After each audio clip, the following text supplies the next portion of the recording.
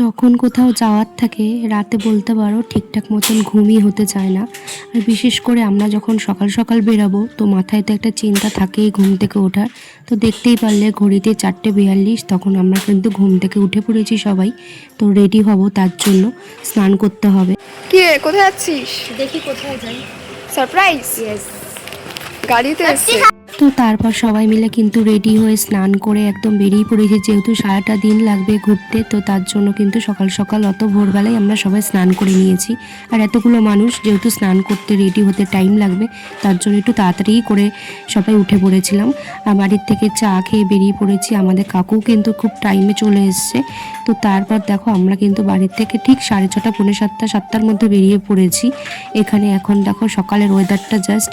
তো মাঝে কিন্তু আমাদের একটু চা না খেলে কিন্তু মানে কোনো জার্নি কমপ্লিট হয় না। বিশেষ করে আমার মা, বাপি আর আমাদের সুমন কাকু, তো ওদের পাল্লায় পড়ে কিন্তু আমারও চায়ের নেশা হয়ে গেছে।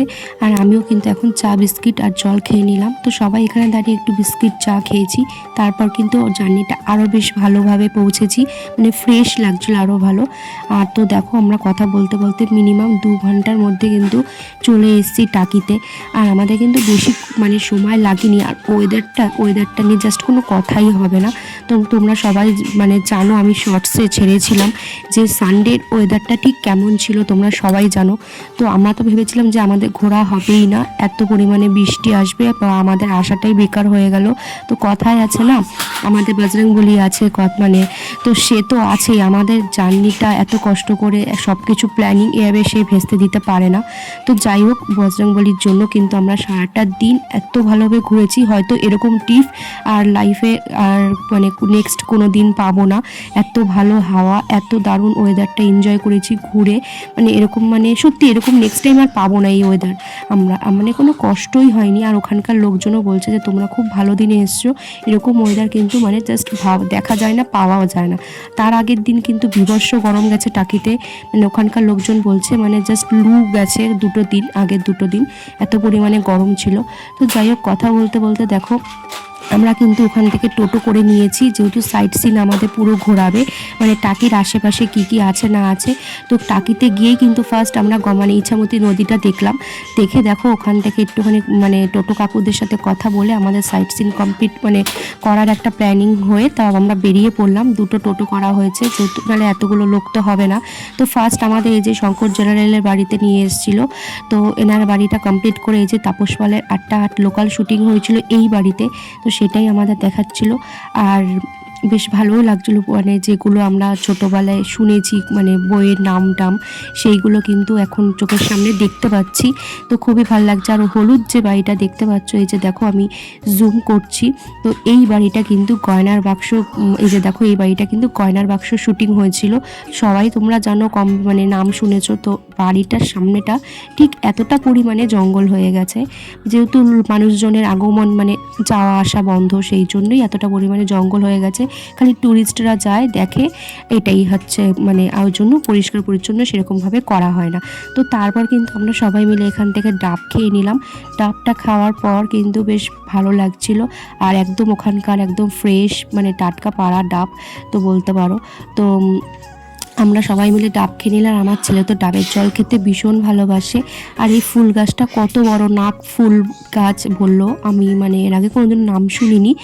তো সেটাই দেখলাম যে গাছটা বিশাল বড়। আর ডাবের জলটা এতটাই মিষ্টি ছিল না, সকাল সকাল বেশ মানে খুবই ভালো লাগলো। আর আমরা তো জাস্ট চা বিস্কুট খেয়েছিলাম, তখন ভারী কিছু টিফিন করা হয়নি। আর ডাবের জলটা খেয়ে বেশ ভালো লাগছিল সারাটা দিন পর। তো তারপর দেখো ওখান থেকে আমাদের টোটোর কাকু কিন্তু আমাদের এই ফুলটা এনে দিয়েছিল। আর ফুলটা পেয়ে কিন্তু আমি মাথায় গুঁজে নিয়েছি।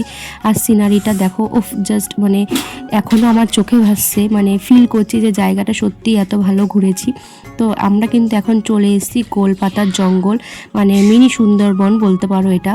তো দারুণ জায়গা, দারুণ। তোমরা যারা যারা এখনও যাওনি বলবো ভিজিট করো, মানে গিয়ে ঘুরে আসো। খুবই সুন্দর জায়গা। টাকি মানে বেস্ট ছোটোখাটো ট্রিপের মধ্যে একদিনের জন্য দারুণ জায়গা। এই যে গোলপাতার জঙ্গলে যাওয়ার জন্য এখন ব্রিজে উঠছি। তো তো এই মানে এখানে টিকিট মূল্য হচ্ছে 10 টাকা না 30 টাকা করে, আমার ঠিক মনে নেই, আমার বাপি কেটেছিল।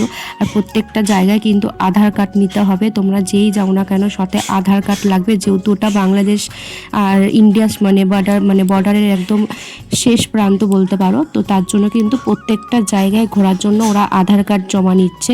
তো যারাই যাবে না কেন সাথে করে কিন্তু আধার কার্ডটা ক্যারি করো। আর আমার ননদ আমাকে এটা বলে দিয়েছিল, তার জন্য অনেকটাই হেল্প হয়েছে। তো আমরা কিন্তু আধার কার্ড নিয়ে গেছিলাম।